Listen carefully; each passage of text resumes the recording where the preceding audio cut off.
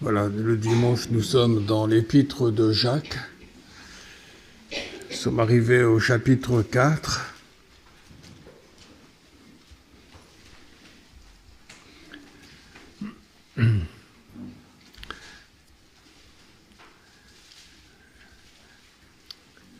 L'épître de Jacques est une épître très concrète. L'apôtre Jacques, il parle à des chrétiens qui sont persécutés. Et non seulement ils sont persécutés, mais au milieu d'eux, il y a aussi des luttes, il y a des conflits.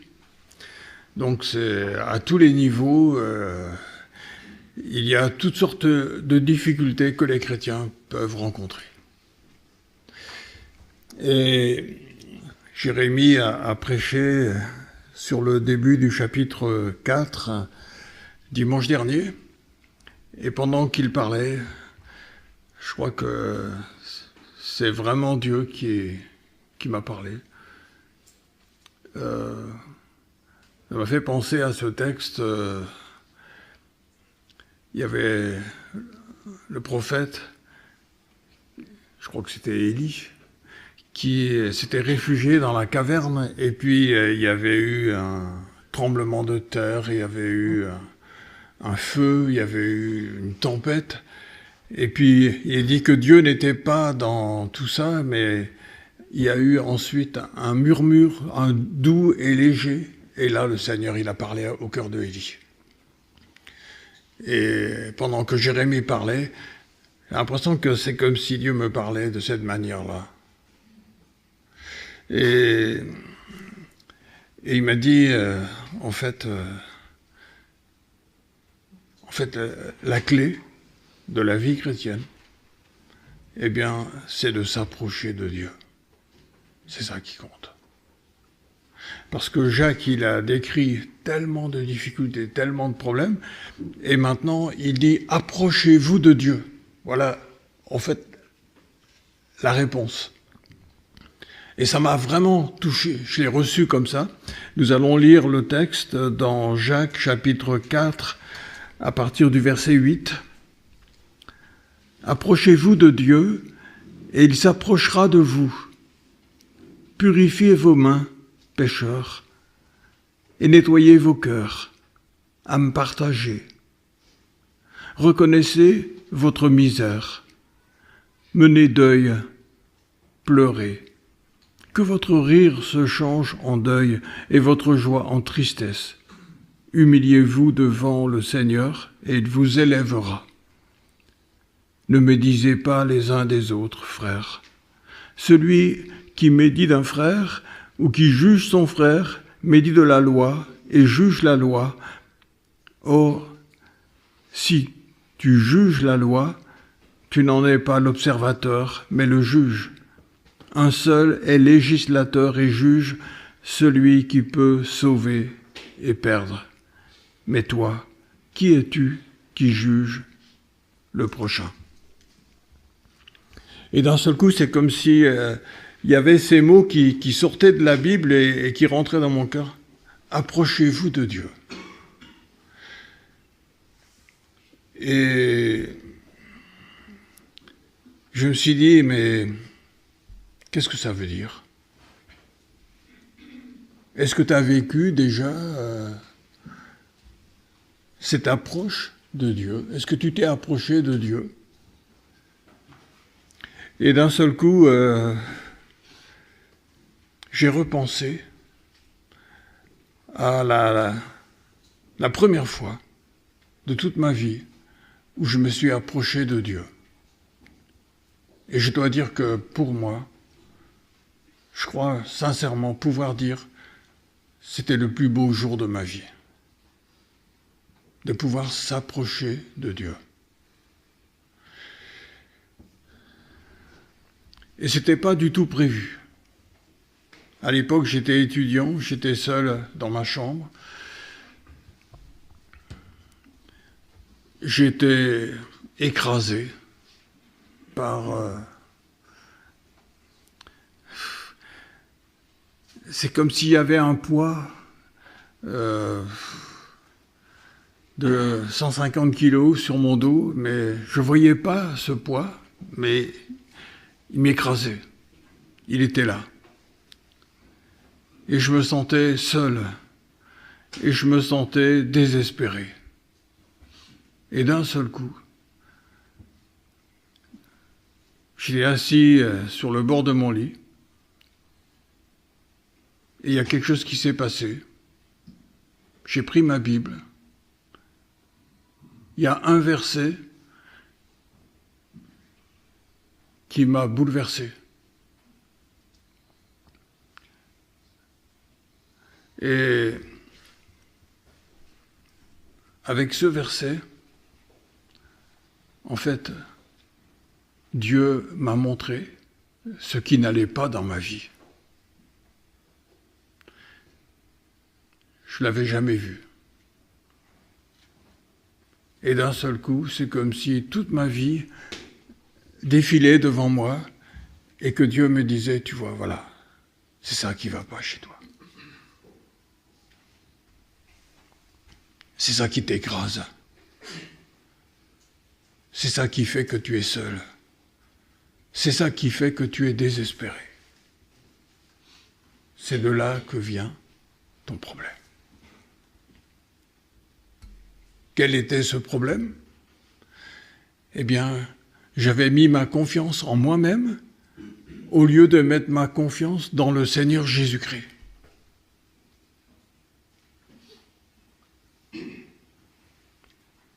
C'était pas quelque chose de scandaleux, c'était pas quelque chose de choquant humainement, mais spirituellement, c'était la pire chose qu'on puisse faire.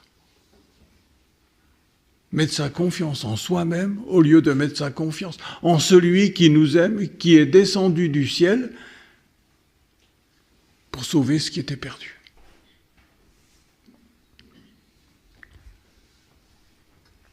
Et là, j'ai réalisé, je suis un pécheur.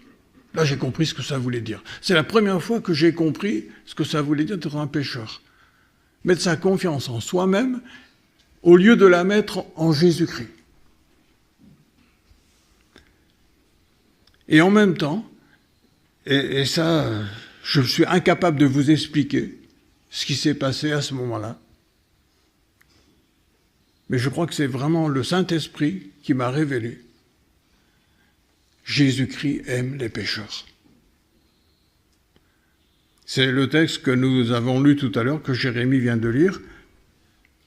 Jésus qui dit, mais je ne suis pas venu appeler des justes, je suis venu appeler des pécheurs à la repentance.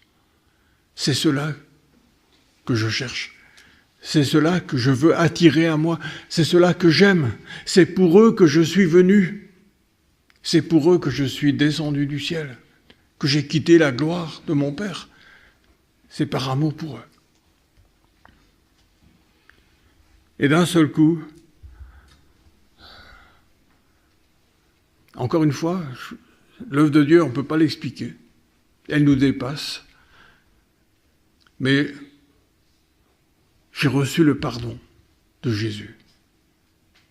J'ai compris qu'il avait donné sa vie par amour pour moi et que maintenant je pouvais recevoir son pardon. Que c'était un cadeau. Et un cadeau, on peut le recevoir, on peut dire merci.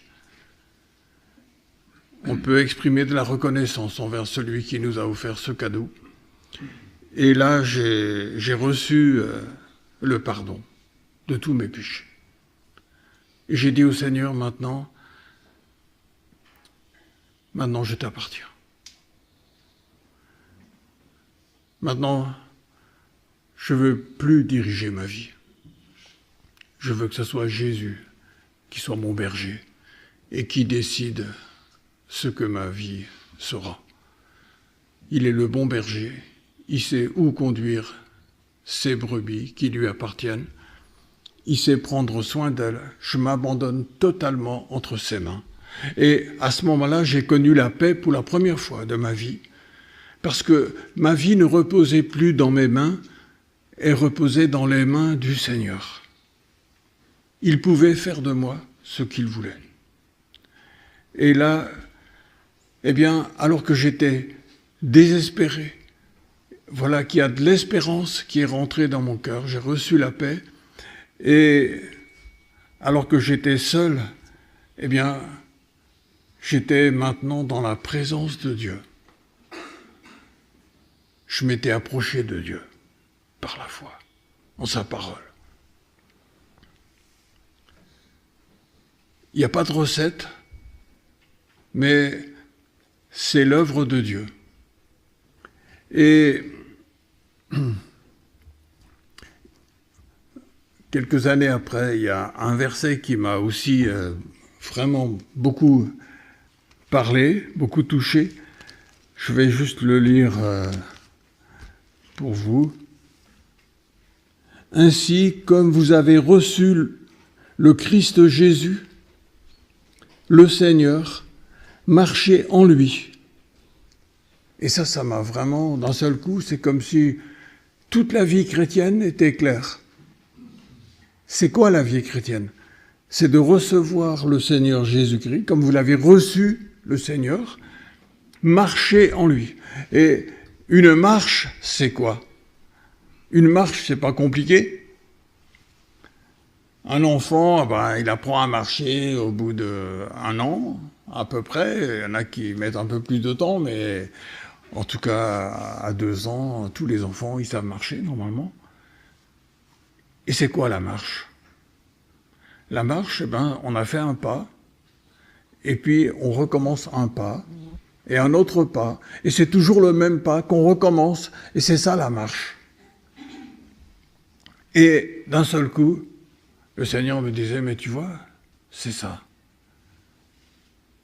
Comme tu as reçu Christ la première fois, eh bien, chaque moment de ta vie, tu viens à lui, de la même manière que tu t'es approché de lui la toute première fois. Et je me suis dit, mais comment est-ce que nous avons fait pour nous approcher de Jésus la toute première fois? Eh bien, notre vie, s'il y a quelque chose qui ne va pas dans notre vie, tout simplement si on n'arrive pas à vivre une vie qui soit vraiment une vie qui vaille la peine d'être vécue, eh bien, alors, c'est pas la faute des autres. C'est pas parce que quelqu'un nous a fait du mal. Il est possible qu'il y ait des personnes qui nous aient fait du mal, mais c'est pas ça qui détruit notre vie.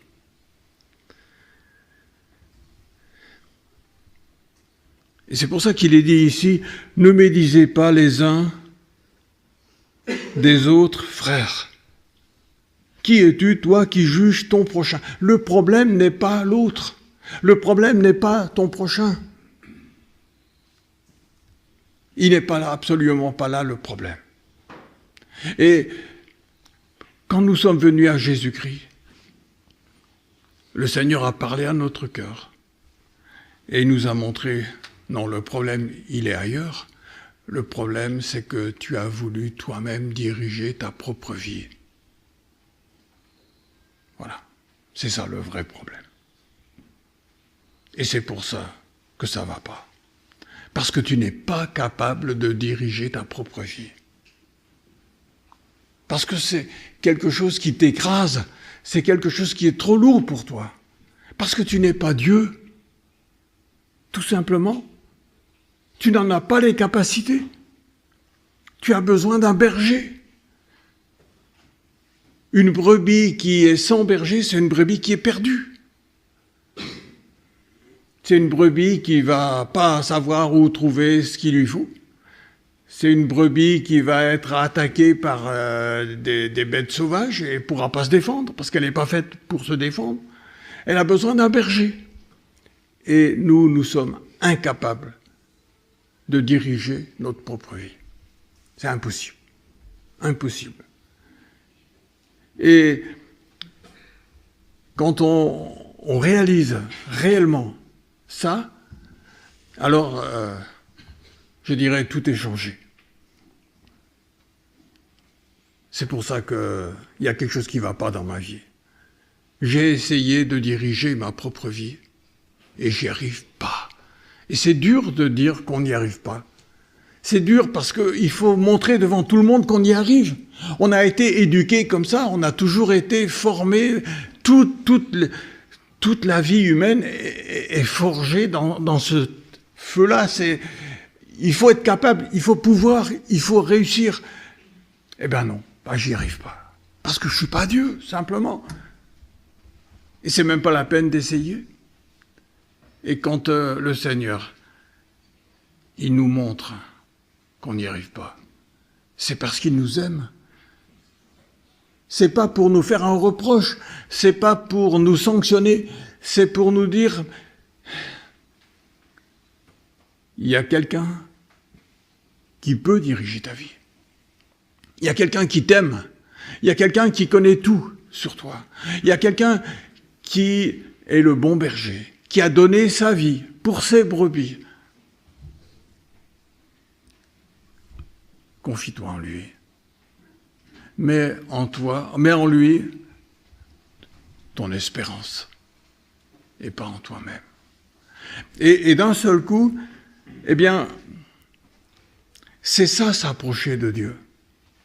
C'est de dire, Seigneur, je reconnais que je suis absolument incapable de diriger ma vie, mais c'est ce que j'ai toujours voulu faire. Et j'ai toujours échoué, mais j'ai voulu le cacher, je n'ai jamais voulu le reconnaître, je ne me suis pas reconnu à moi-même que je n'y arrivais pas. Et d'un seul coup, c'est là qu'on découvre, c'est ça qui ne va pas dans ma vie. C'est ça le fond du problème. Et là, on accepte, on capitule. On accepte de se mettre à genoux devant le Seigneur et on lui dit, Seigneur, toi tu peux faire. Toi tu vas diriger ma vie. Parce que ma vie, tu l'as rachetée. Tu es mort sur la croix pour que ma vie soit à toi. Tu as versé ton sang pour payer le prix de ma rançon pour que je sois libre. Et maintenant, dirige ma vie, s'il te plaît. C'est là qu'on a la paix. C'est là qu'on a l'espérance. C'est là qu'on est déchargé. Il est dit, mon fardeau est doux et léger. C'est pas quelque chose qui nous écrase, c'est quelque chose qui nous libère. Et il est dit, approchez-vous de Dieu, c'est-à-dire, soyez d'accord avec ça, avec ce que Dieu vous propose. Soyez d'accord. Approchez-vous de ça. Et lui, il s'approchera de vous. C'est comme le fils prodigue, quand il est rentré à la maison, en fait, c'est le père qui l'a vu de très loin et qui a couru vers lui. Alors, on ne sait pas qui s'est approché de l'autre. On a l'impression qu'en fait, Dieu s'est déjà approché de nous avant que nous, on ait même compris quelque chose. Parce qu'en dehors de Jésus-Christ, eh bien, on est bien misérable. Et c'est ce qu'il dit ici. Reconnaissez votre misère. Reconnaissez que vous n'y arrivez pas. Que votre vie, c'est pas une vie. En fait, on existe, mais on ne vit pas. C'est pas une vie, ça. Dieu a quelque chose de beaucoup meilleur pour nous. En Jésus-Christ. Et lorsqu'on dit, oui, je veux vivre. Je veux pas seulement exister. Je veux pas seulement être là pour souffrir, et puis c'est tout. C'est pas ça la vie. La vie, c'est de pouvoir aimer. Parce qu'on a été créé à l'image de Dieu qui est amour. On a besoin de connaître cette vie-là, où je peux être aimé, où je peux recevoir l'amour de celui qui m'aime. Alors il est dit, reconnaissez votre misère. Je peux avoir tout. Et en fait, je n'ai rien. Si je n'ai pas accepté que Jésus soit mon berger. Si je n'ai pas accepté de lui appartenir. je suis misérable. C'est comme le fils prodigue qui est parti de la maison parce qu'il voulait être libre. Et bien, finalement, il s'est retrouvé esclave. Esclave même des bêtes. C'est humiliant. Et il dit ici, eh bien, reconnaissez ça. Reconnaissez cette réalité. C'est tout. Parce que Dieu a quelque chose de meilleur pour vous. Reconnaissez votre misère. Et quand je vois tous ces mois qui ont précédé ce moment où Dieu m'a attiré à lui, j'étais misérable. J'étais là, au milieu, j'étais étudiant, j'étais au milieu des autres étudiants. Je les voyais en train de faire la fête et tout ça, et moi j'étais misérable. J'arrivais pas à me réjouir avec eux, j'arrivais pas à me sentir un avec eux, j'étais misérable. Et il est dit, menez deuil, pleurez, que votre rire se change en deuil. Et moi, je me sentais un étranger, partout où j'étais. Pourquoi ? Parce qu'il y avait en moi l'esprit du deuil. J'étais comme un deuil dans mon cœur, partout où j'étais. Et ça fait que j'étais partout, j'étais pas à la maison, j'étais pas chez moi, j'étais à l'étranger, j'étais toujours un étranger. Voilà. Pourquoi ? Parce que j'avais voulu diriger ma vie. Et lorsque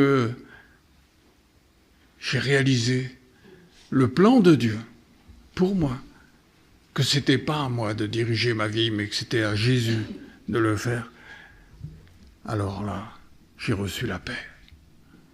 J'ai reçu l'espérance. Là, j'ai compris ce que c'était que de vivre. J'ai pu recevoir l'amour. J'ai pu aimer. C'était plus simplement exister, c'était vivre vraiment. Et c'est ce que Jacques nous dit ici, ne vous contentez pas de cette vie misérable qu'on essaie de cacher, qu'on essaie d'oublier par le rire, par des tas de choses. Non. Reconnaissez le don de Dieu pour vous. Approche-toi de Dieu. Approche-toi de ce qu'il a prévu pour toi. Approche-toi de Jésus-Christ.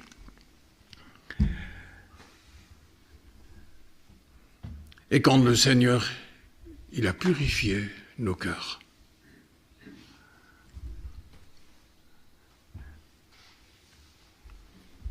eh bien, on n'a plus envie de juger notre prochain. On n'a plus envie de dire « Ah ben c'est de sa faute si je souffre ». Les chrétiens à qui Jacques parlait, c'était des gens qui souffraient. Ils n'avaient plus envie de dire « c'est à cause de ceux qui nous persécutent » ou « c'est à cause de ceux qui font des histoires dans l'Église ». C'était plus le sujet. Il s'est approché de Dieu. Il avait Jésus pour berger. Jésus s'occupait de tout. Il était en paix. Il y avait de l'espérance. Malgré toutes les situations, il y avait de l'espérance. Et il ne se préoccupait plus maintenant de trouver une solution. Il s'occupait d'une seule chose, de son berger. Voilà. C'est lui qui comptait. Et quand on voit comment Jésus s'est comporté avec ses disciples, franchement, il n'arrivait pas à en croire en la crucifixion. Il n'arrivait pas à en croire en sa résurrection, une fois qu'il est ressuscité. Jésus n'a pas attendu que ce soit eux qui s'approchent de lui, c'est qu'il a traversé les murs de la chambre parce qu'ils étaient tout verrouillés dans la crainte. Et nos vies sont dans la crainte. On a peur de tout. On a toujours peur de ceci, de cela, d'un tel. Et Jésus, il traverse tous ces murs que nous nous sommes fabriqués. Et il dit quoi ? Il ne fait pas de reproches. Il n'est pas en train de dire « mais vous auriez dû croire ». Il leur dit « la paix soit avec vous ». J'ai tout fait pour vous. Regardez mes mains, regardez mon côté, regardez mes pieds. J'ai été crucifié. J'ai payé la rançon pour que vous soyez libérés de tout ça. La vie, elle est pour vous. Aucun reproche. Rien. Alors ils sont contents en voyant le Seigneur. Et puis le Seigneur, il leur dit, recevez mon esprit. Pourquoi il faut recevoir l'esprit du Seigneur? Parce que l'esprit du Seigneur, son rôle pour nous, c'est de nous montrer tout ce que nous sommes en Jésus-Christ, tout ce que Jésus est pour nous. C'est ça le rôle du Saint-Esprit. Ceux qui acceptent de lui appartenir, acceptent Jésus vraiment comme leur berger, eh bien le Saint-Esprit va leur dire, voilà ce que tu as dans ton berger. Et finalement, la vie chrétienne, c'est très simple. Une fois qu'on accepte ça, une fois qu'on accepte que ce n'est pas à nous de diriger nos vies, et vraiment, une fois qu'on accepte que ce n'est pas la faute des autres si ça va mal, on accepte que Jésus est notre berger, qui s'occupe de tout. On lui fait confiance. Il s'est occupé même du rachat de toutes nos fautes. C'est pas à nous de rafistoler notre vie. On vient à lui. On lui dit, j'accepte ton pardon. J'accepte de t'appartenir. Tu es pour moi le plus important. C'est ça, s'approcher de Dieu. Tout simplement.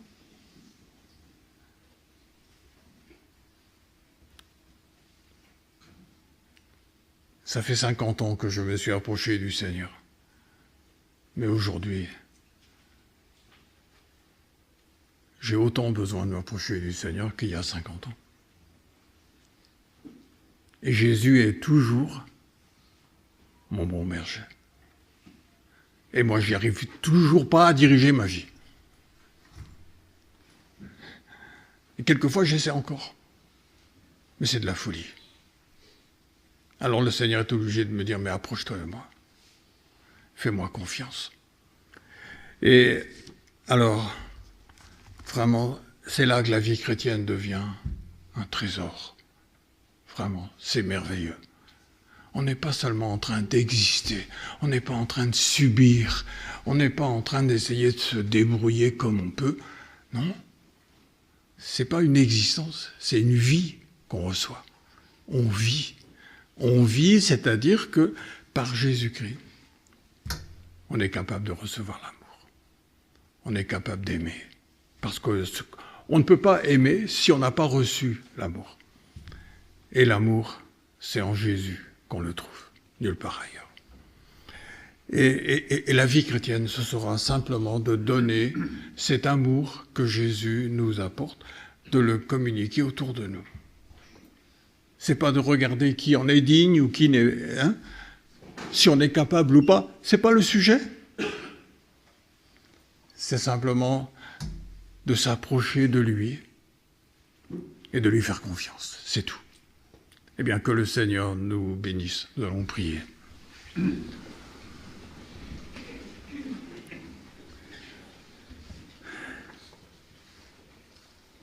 Notre Père, nous sommes confondus en voyant à quel point tu nous aimes, parce que tu nous connais.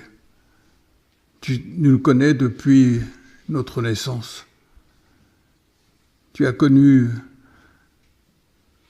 tout ce qui nous a fait souffrir, tout ce qui nous a blessés dans la vie, tout ce que il nous a des fois révoltés. Seigneur, et nous te demandons pardon. Parce que souvent nous avons pris les souffrances qui nous sont arrivées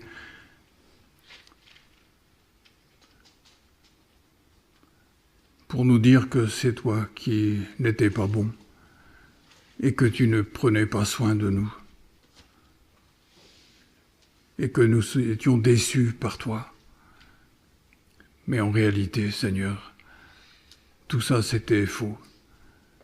C'est parce que nous avions simplement voulu diriger notre vie. Et Seigneur, tu nous as donné ton Fils.